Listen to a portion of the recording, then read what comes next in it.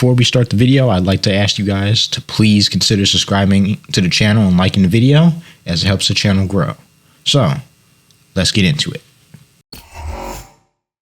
Hey, welcome back to the channel, ladies and gentlemen. Thank you for taking a little bit of time to spend a little time with me, your boy KT. Today I'm doing something a little bit different today. Instead of doing the NFL schedules like I promised, I'm going to do my very early standings predictions for the 2025 NFL season. Just like with baseball, I wanted to do this video in advance so I don't get, sandwiched by the season and the start of the preseason and training camp. So a quick, pre-claimers before I start this video.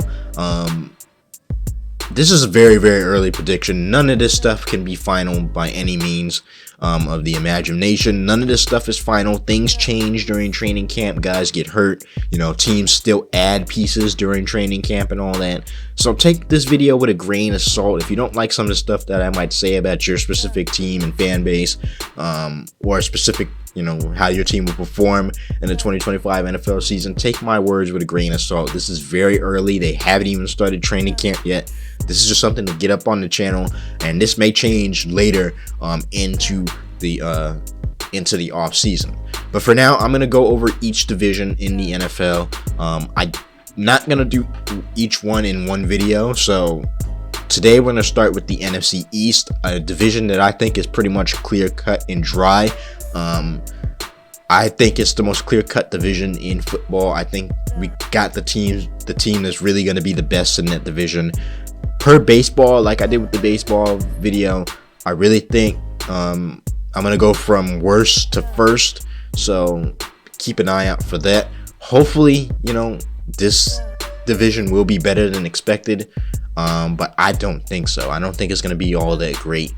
So we're going to get into it. But before we start the video, I just want to let you guys know, please consider subscribing to the channel and liking the videos. It helps the channel grow. Make sure you guys hit that notification bell so you get notified every time I drop one of these NFL videos. Make sure you guys follow me on social media. There's just bound to be stuff about the NFL going on social media as well. And without further ado, ladies and gentlemen, we're going to start with our worst team in the AFC East. So hold tight. So a lot of you may hate me for this, but the worst team in the AFC East, in my opinion, is going to be the Miami Dolphins. And a lot of you guys may hate me for this, but when I look at the Miami Dolphins, I see a team that's is struggling with some internal things. While they still have talent on the roster, I just don't think the players want to play for Mike McDaniel anymore. In the offseason, they did have a few pieces that they added. James Daniels was a really great piece to add to that offensive line. He's probably the biggest signing in the offseason as well. But they went out and drafted guys like Kenneth Grant. They still got Jalen Phillips on the roster. They still got Bradley Chubb and Jalen Ramsey on the roster. Of course, Tyreek Hill, Jalen Waddle round out that receiving core. Devin Achane, it will be back healthy, hopefully, going into the season. And of course, Tua Tagovailoa will be their starting quarterback for the Miami Dolphins. This is a team that, like I said to start this segment, this is a team that I just don't have much faith in going into the season. Yes, they have a lot of talent on that offense. Yes, their defense is much improved. And they went out and signed some pieces for the offensive line. They still got Tyreek Hill. They still got Jalen Waddle. But for whatever it's worth, the only worries that I have with this Miami Dolphins team, and it's a couple really, is one, obviously the health of this team is always in question. Tyreek Hill is hurt now, I think.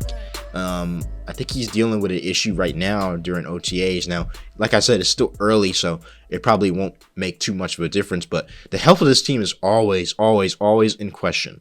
Tua gets hurt. Devin Achane gets hurt. Tyreek Hill gets hurt. Jalen Waddle gets hurt. Jalen Ramsey gets hurt. Bradley Chubb gets hurt. These are all these guys that they play on this team get hurt really easily. And when you're playing in a division with the Buffalo Bills and the new and improved New York Jets, so they call it, this team is going to struggle a lot. Now, the way I see it is I see them, not really having a great record against winning and playoff teams. I got them going 0-10 against winning teams and 0-7 against playoff teams. This is a team, the Miami Dolphins have always been a team that has always have struggled with good teams and playoff teams during when they're playing in season. And despite them playing really well at home, they have a stretch where through week 9 through 11, they play the Ravens, the Bills, and the Commanders all at home. And I don't think I have them winning any of those games. I think that I have them losing against the Jets in week 4 as well.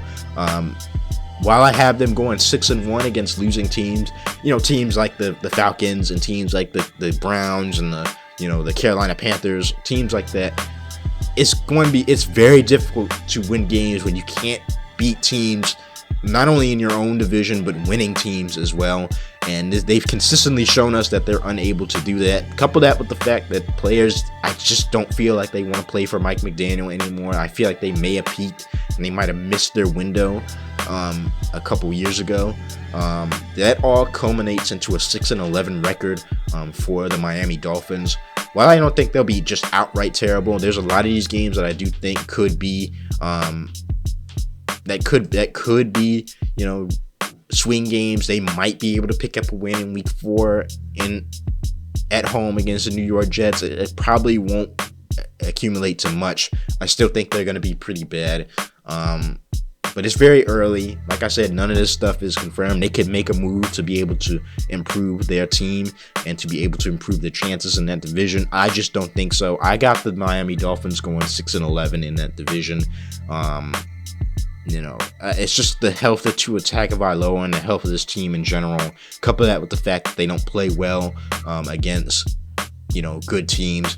One guy I'm really interested to see is Quinn Ewers going into the season. This is a guy that fell in the draft to them, and if Tua Tagovailoa gets hurt and Zach Wilson is ineffective, I would like to see what Quinn Ewers is able to do. I feel like he does kind of fit that system a little bit more than Tua Tagovailoa. They got these great fast receivers, but they got a quarterback with a weak arm. So if Quinn Ewers maybe see some action this year, if Tua Tagovailoa gets hurt and Zach Wilson is ineffective, maybe I'm interested in seeing him this year. But as it stands right now, I just don't feel like they're going to be able to stay healthy enough, beat good teams, and I just don't feel like they're willing to play hard for Mike McDaniel. I'm starting to get the sense that they don't want to play hard for him anymore, so that's all culminates into a 6-11 record. I think they finished last in the NFC East. All right, moving on. The team that is going to finish third in that NFC East will be none other than the New England Patriots. And while I have them ranked pretty low in the division, I think the New England Patriots did everything in their power to improve this team the best that they possibly could. I feel like they put a lot of resources into this team in the offseason. It's still early, so they can still add pieces if they want to. But they did work with this team. Of course, they still got Drake May on the team. He's still developing. They signed Mike Vrabel to be their coach. They got Josh McDaniels to be the offensive coordinator. Stephon Diggs, they went out and got him in the offseason. That would be a really, really big addition to that receiving core. Jalen Polk is still one of my favorite receivers coming into the next year. I feel like he can have a big year. DeMario Douglas, Mac Hollins, they still got Kendrick Bourne. They got Kyle Williams.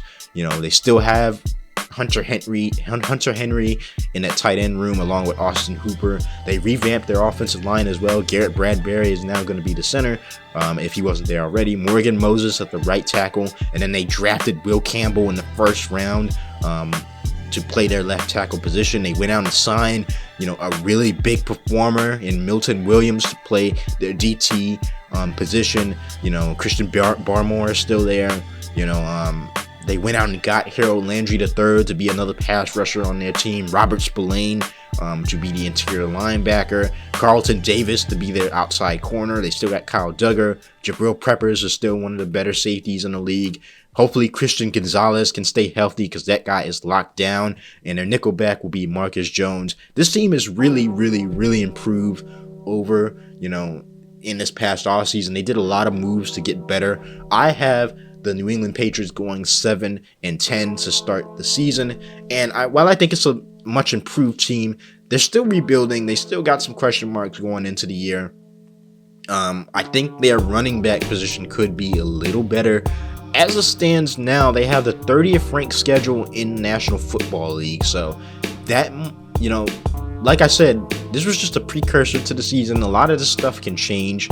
At the same time, I do feel like there are teams that are a little bit better than they are. I still feel like they're another year or a couple pieces away from winning consistently in that division. But unlike the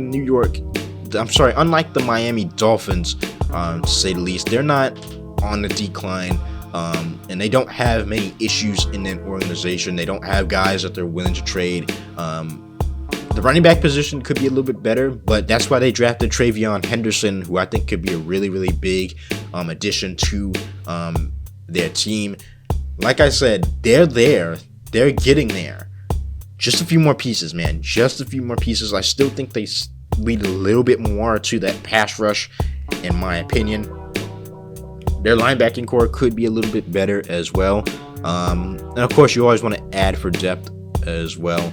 But ultimately, it's just going to be down to the development of Drake May, man. Guys in their second season, he could have a big year. But the New England Patriots are still kind of rebuilding. They're still kind of figuring out their way. I do have them winning a couple big games on their schedule. I feel like they beat Atlanta in week 9. I feel like they beat Miami in week 18. They got a few games that they're going to be able to win, in my opinion. There are a couple swing games as well. That Cleveland Browns game in week 8, that could be a swing game for them. While the Cleveland Browns have a pretty good defense, that could be a swing game for them. I feel like that Jets game in week 11 could be a swing game for them. Even their week 1 matchup against the Las Vegas Raiders, I think that is a swing game for them. So that could easily shift from 7-10 to 8-9 on the season. I feel like they're going to be a much improved team. That being said, Drake May is still developing. They're still building a core out for him up there in New England. Keep adding pieces to that team. I guarantee that they're going to be a much improved team. They could really surprise people. Just keep having that guy develop at the quarterback position. He's going to take a big step. I like the signing of Josh McDaniels to be the offensive coordinator. He always gets the best out of his quarterbacks, and he always has good developmental years with his quarterbacks. We saw that with Mac Jones before Josh McDaniels left to get a head coaching job. Right after he left, Mac Jones started to struggle again. Hopefully, Josh McDaniels is there to stay because he's really good with working with young quarterbacks. But I think they're a year away, man. I think they're a year away. Just a few more pieces, and they could easily be one of the best teams in that division. So I got them going 7-10. I have them, going 6-3 against losing teams with a losing record. I have them beating one playoff team this year. I have them defending home field pretty good, around 4-5. But overall, I still think they're developing. There are still teams that are a little bit better than them in that division. So, yeah, I have them going 7-10 to start the year, or to, finish their 2025 NFL season. Oh man, this is really going to piss off a couple of people watching this video. The second best team that I have in the AFC East, I apologize, will be the New York Jets. And this will probably piss off a lot of people. I know the Jets are not the most popular team in the NFL, but I feel like they got a little bit better. Of course, the biggest acquisitions that they had this past offseason was the signing of Aaron Glenn to be their new head coach. And, a guy coming from Detroit, a guy coming from a winning culture could easily, make a team much better. We've seen it, with teams like Detroit, who have been in the basement for a long time, and once they hired the right guys like a Dan Campbell, like the aforementioned Aaron Glenn, like Ben Johnson, they were able to come out the basement. Teams like the New York Jets, they had to get it right with this head coaching hire. I think this was a slam dunk for them. But I also really like their offensive coordinator as well. I forget what his name is. I think it's Tanner Engstrand, I think. I think so. Yep, Tanner Engstrand. He will be the offensive coordinator for the New York Jets. This is also a guy that coached with Detroit as well, right under Ben Johnson. Still, jury remains to be seen about him. Guy coming up under a really good offensive coordinator, and Ben Johnson. He's getting an opportunity to show what he's made of in New York. But they have some talent to work with as well going into this season. Of course, the biggest acquisition for them in the offseason was the quarterback Justin Fields. He will be their starting quarterback for the season, signed a 2-year deal with them. It's from every gist of it, they gave Justin Fields, they're giving him every chance to show that he is a franchise quarterback. Because the talent that they have on this team is really, really good. Running back Breece Hall. You compare him with Braylon Allen, a guy that had a really good season last year as well. Hopefully those two guys can stay healthy. He reunites with Garrett Wilson.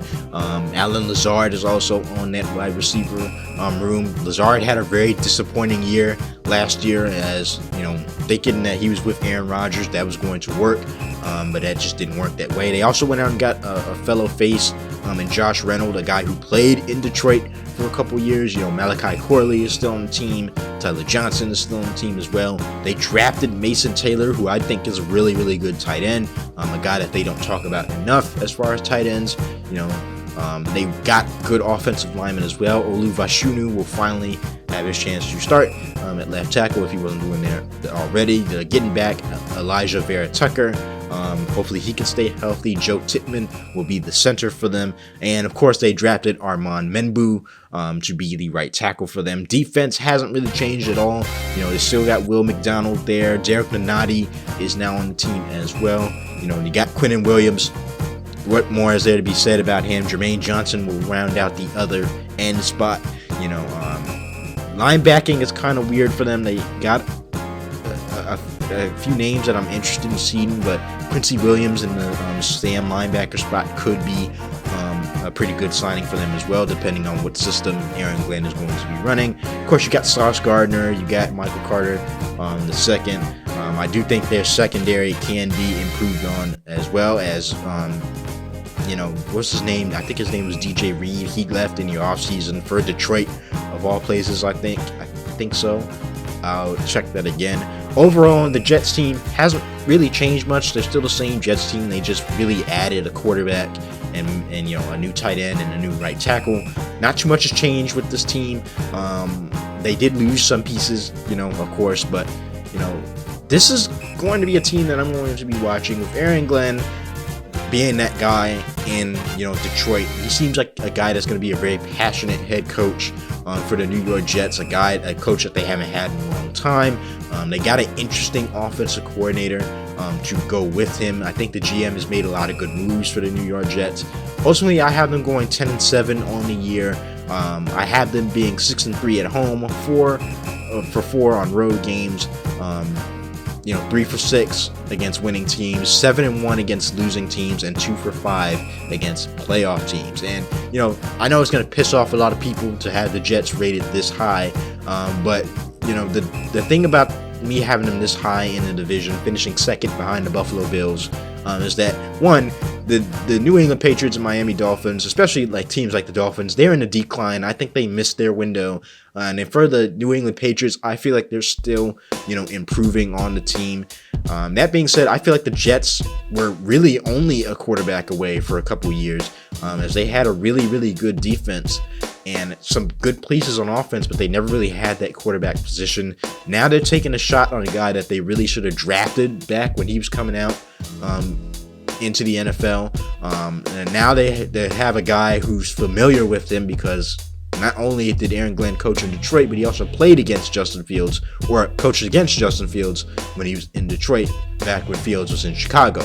We know what you're getting with Fields. He's not a top 5 passer, but he does provide some versatility into that offense, and he's a guy that hasn't really gotten a fair shot in the league. That being said, this could easily go the other way, as Justin Fields hasn't really proved much as a passer in the National Football League. That being said, the New York Jets do have a pretty easy schedule going into the year, ranked number 26 overall, so that's just above the Arizona Cardinals and New England Patriots, who are ranked at 30.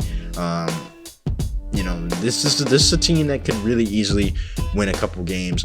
I think one of the shocking games that I have on here is I have them winning both games in week 1 against the Pittsburgh Steelers. That will be Fields' revenge game. And I always think that the New York Jets always seem to give the Buffalo Bills trouble. That's a swing game, in my opinion. That's in week 2. They'll be playing at home.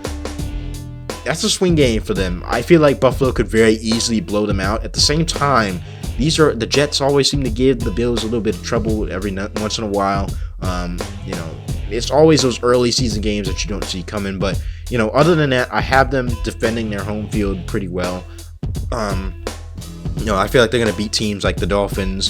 They're going to go 4-2 against the division.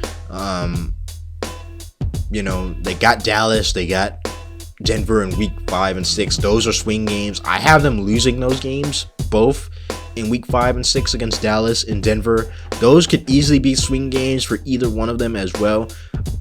Dallas is interesting. Denver is also interesting. We got to see what year they're going to have. We'll see how Bo Nix looks.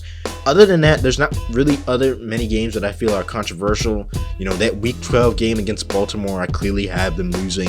I have them losing in week 8 against, the Bengals, while the Bengals are at home. Overall, I do have the Bills winning their final season matchup against the Jets in week 18. So you guys know it's interesting to see with this New York Jets team. They're always overrated as well because they play in New York. But I really do think that Aaron Glenn is the guy for this job. I feel like their defense is going to carry them a lot more than their offense. And if they just beat the teams that they need to beat, games against losing teams like the Patriots, like the Dolphins, like the Browns, like the Jacksonville Jaguars and New Orleans Saints, if they're able to beat those teams, I feel like they have a really good chance of making the wild card.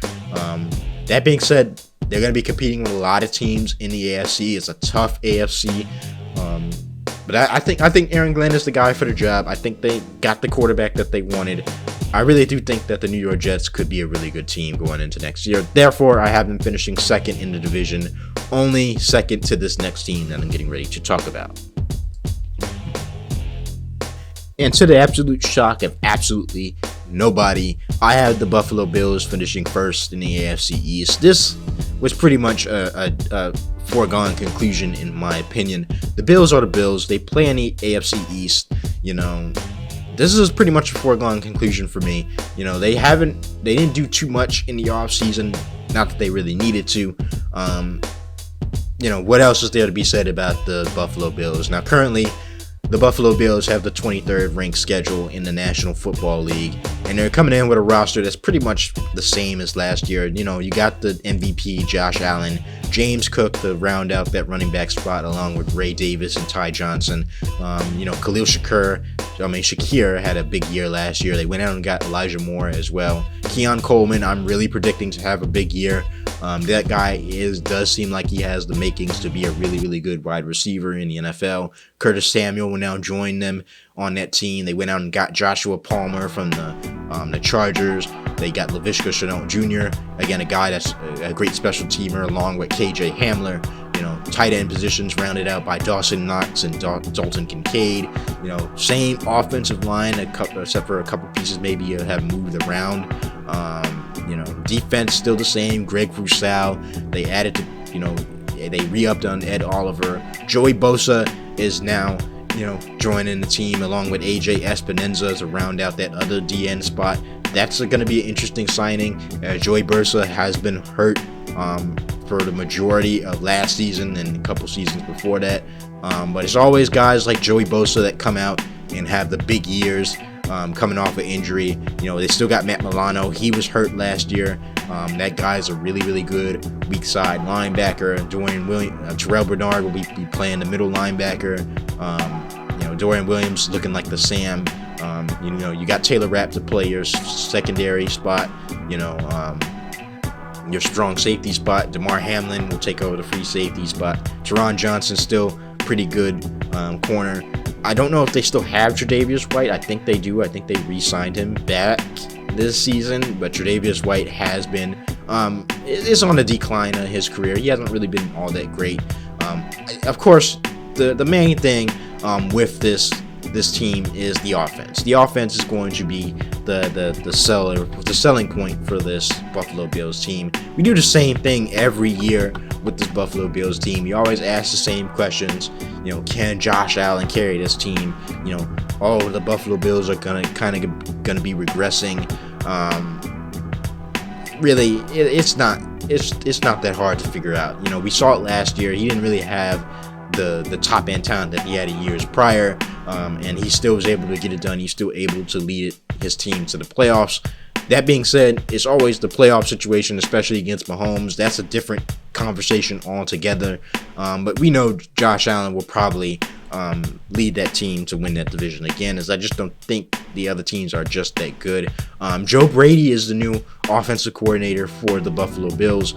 I think he was I think he was there anyway, so he's the offense coordinator for the Buffalo Bills. He worked really well with Josh last year. Could he be leaving for a head coaching job? Maybe after the season. You still got Sean McDermott there, so you're not really worried about the coaching spot like that. I don't know who the defensive coordinator is either. Bobby Babbage will be their defensive coordinator. This team is all about offense, man. They got the reigning MVP. I got them going 14-3 this season. There are a lot of games that could be swing games, especially that week 1 matchup against the Baltimore Ravens. That's a swing game, but they'll be playing at home, so it's really hard to beat the Buffalo Bills at home. I have them going 8-1 at home, 6-2 on the away games, 6-3 against winning teams, and 8-0 against losing teams. Only 4-2 against playoff teams. I got them going 5-1 in the division and 10-2 in the conference.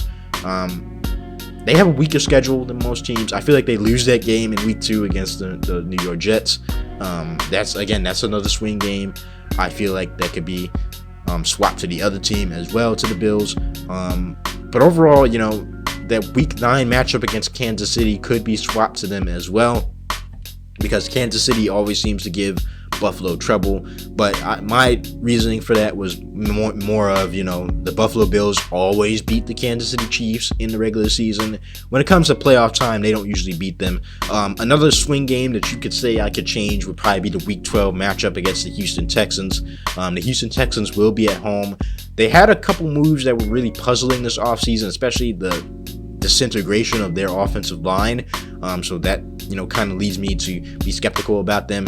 Of course, the week 13 matchup against the Steelers and the week 17 matchup against the Eagles. Those are all important matchups as well.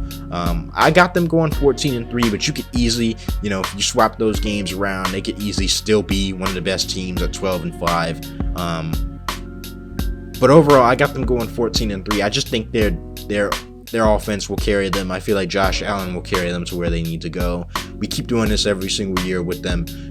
Maybe their range in the division is threatened by the Jets or the Patriots, but they always seem to find a way to win that division. They beat the teams that they need to beat. They beat the winning teams. They beat the losing teams. They beat the playoff teams. So I just really have them finishing first in the division by default. Again, it's early. I'm not saying that it's a foregone conclusion, because you never really know with football, but to me, I feel like the Buffalo Bills are still the best team in that division just because of their offense. I feel like guys are going to get better. Josh Allen doesn't seem like he's going to be,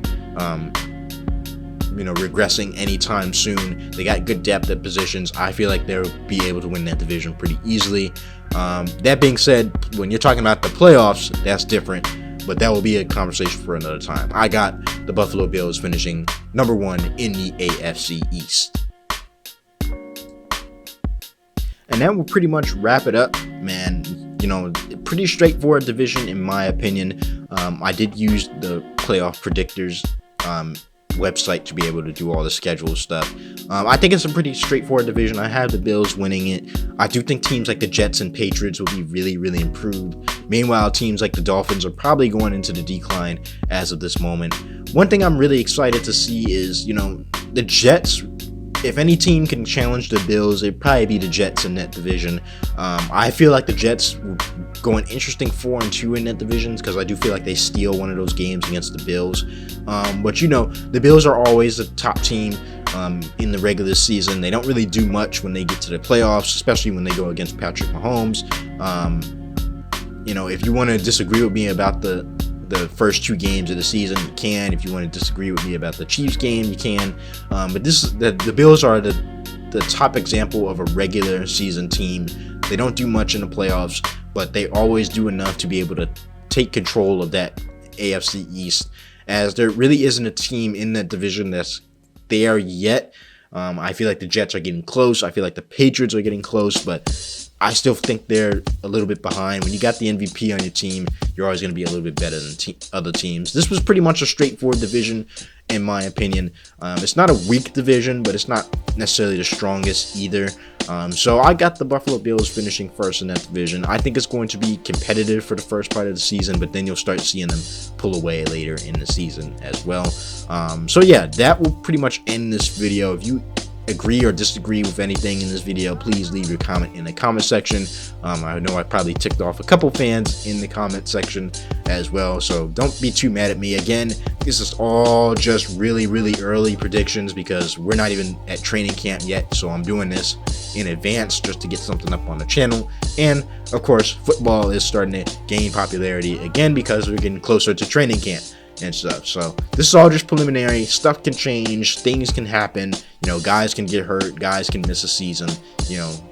I might go back and update this video if something major happens, but for now, this is how I think the AFC East is going to go. So thank you guys for watching this video. If you enjoyed, please consider subscribing to the channel and liking the videos. That helps the channel grow. Make sure you guys hit the notification bell so you get notified every time I drop one of these NFL videos. The next video I'll do will probably be the AFC North. That division is pretty much going to be one of the most interesting divisions in football, in my opinion. So that will be the next video. Make sure you guys follow me on social media, as there's always bound to be discussion about football and other topics going on there. I probably will do another baseball video soon. I'm going to start streaming a little bit more as well. Kind of cut down on some of the editing that I have to do with these type of videos, so be looking out for that. But anyways, guys, I hope you enjoyed. I'm out. Peace.